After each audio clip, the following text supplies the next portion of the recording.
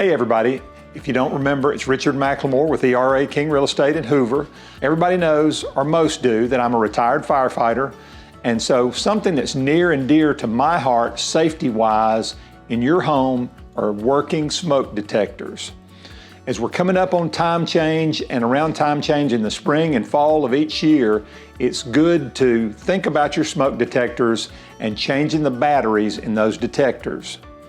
A lot of homes have smoke detectors that are strictly battery powered, and it's of critical importance that you keep those batteries changed in those detectors. Newer construction homes generally have smoke detectors that are hardwired, which means they have power continuously feeding from the electrical panel. But the batteries are super important because if the power fails in your house during a storm, or if you have some sort of an event that could cause a fire or an electrical fire, your smoke detector will continue to work even if that continuous flow of power is not there. When the batteries become weak, the detector is going to give off a chirp to let you know that the batteries are weak. And invariably, everybody I've talked to, if their detectors, the batteries get low, guess when the chirp begins? In the middle of the night, when your house is so quiet and that little chirp can be so annoying. Change your batteries at least once a year, preferably twice a year, especially if you don't have primary power through hardwire to your smoke detectors.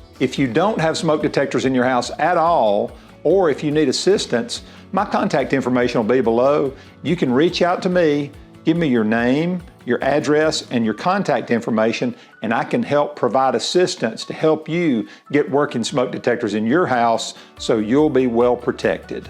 I hope you're having a great day. Thank you.